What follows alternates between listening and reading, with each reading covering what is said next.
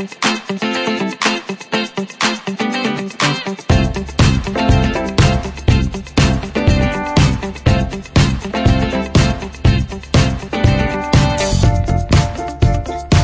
continue on the journey into the 39 Melochot of prohibited activities on Shabbat.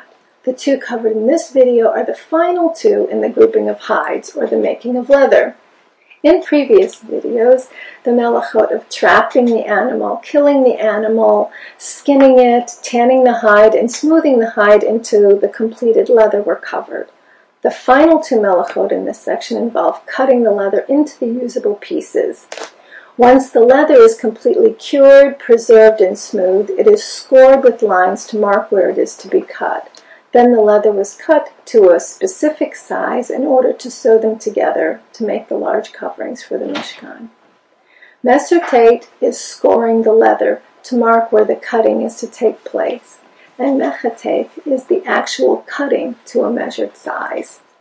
So scoring would be making any kind of guideline or outline on a surface for a useful purpose, such as cutting, and this is prohibited to do on Shabbat even if the cutting doesn't occur until after Shabbat. Making any guideline on any object in order to cut, tear, or break the object into a specific shape or size would be problematic. Making any horizontal lines on an object in order to write in a straight line, making dots on a piece of paper in order to connect them with a line, or scoring any object with your fingernail, maybe in order to cut it after Shabbat, would be prohibited. So some other real-life applications, well, while there's really no prohibition on folding a piece of paper on Shabbat, if you're folding it with the specific intention that you're going to tear it off on the fold after Shabbat, then that would be prohibited. Many packages and containers come with a perforated plastic seal, for example, cottage cheese. There's no problem with tearing along those lines since there is no intention of obtaining a certain size, and the perforations are just there to make it easier to open. Boxes of tissues also come with perforations to enable the box to be opened, but a specific size opening is the result. So in opening these boxes on Shabbat, it's preferable that they are not opened following the perforations.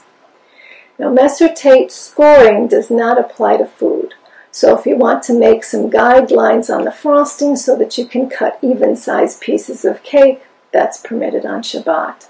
Or scoring the peel of an orange with a knife to make it easier to peel it, that's also permitted on Shabbat. Mechatek is measured cutting, and in the Mishkan this was the cutting of the finished leather to a specific measured size. So this cutting not only applies to leather, but it also applies to any kind of material. So the intentional or deliberate measured cutting of any material to a specific size or shape would be prohibited on Shabbat. So, for example, if you've opened a bottle of wine and you can't get the cork back in the bottle, for you to shave off pieces of the cork so that it would fit in the bottle would be prohibited on Shabbat. Tearing off a piece of wax to cover the sharp edges of your braces, since you're cutting it to a measured size, even though you're just using your fingers, would be measured cutting.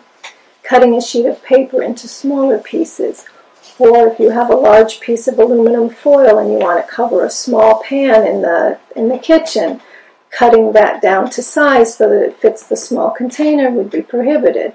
It would be okay just to take that large piece and completely wrap it around the entire article. So tearing toilet paper or paper towels on the perforations would be prohibited on Shabbat because you do get a measured, consistent size. Just like Mesertate, Mechatek cutting does not apply to foods.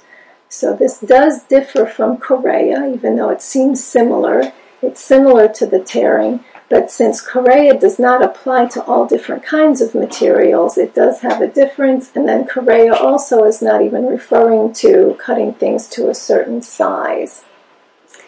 So that concludes the brief review of Mesertate and Mechatek, scoring and cutting.